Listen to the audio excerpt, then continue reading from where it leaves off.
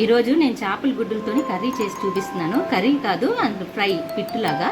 ఒకసారి లాస్ట్ వరకు వీడియో చూడండి. ఆయిల్ వేసుకుంటాం. ఆయిల్ ఎక్కింది. ఆయిల్ ఎక్కిన తర్వాత చాప్ చేసిన ఆనియన్స్, పచ్చిమిరపకాయ వేసుకొని దీనికి యాడ్ చేయండి బాగా. ఈ ఛానల్లోని పసుపు, కారం వేసుకొని మిక్స్ చేసుకుంటాం. సాల్ట్ వేసుకుంటాం, ఎందుకంటే బేగ వేయకపోతాయి ఉల్లిపాయలు. చనాలు కొంచెం వేసుకున్నాం కదా, ఇందులో తక్కువ వేసుకుంటాం సాల్ట్.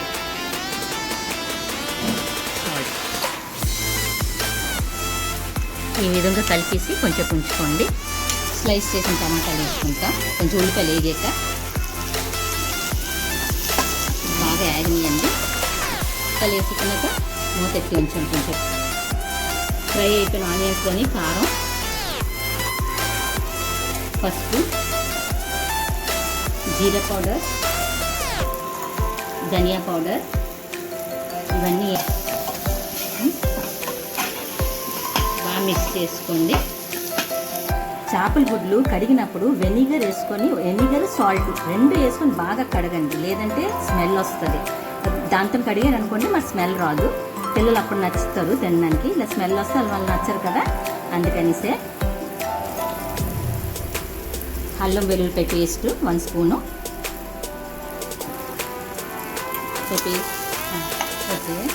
ఇలా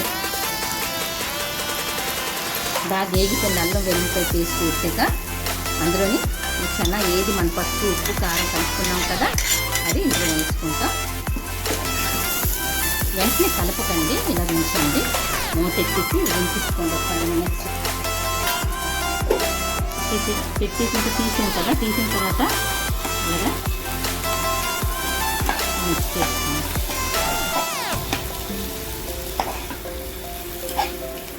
మళ్ళీ మూత పెట్టండి. కొంచెం గరం మసాలా,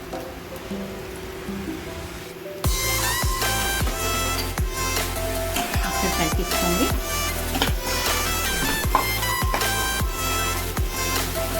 కొంచెం కొత్తిమీర,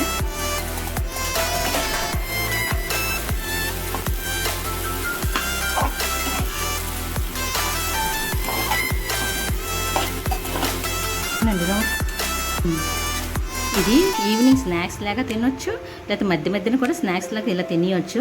చాలా టేస్టీగా యమ్మీగా ఉంటుంది. మీరు రైస్తో కూడా తినొచ్చు. ఇది చాలా టేస్టీగా యమ్మీగా ఉంటుంది. ట్రై చేసి చూడండి. ఒకవేళ నచ్చినట్టుగా అయితే please like, share and subscribe. Thank you.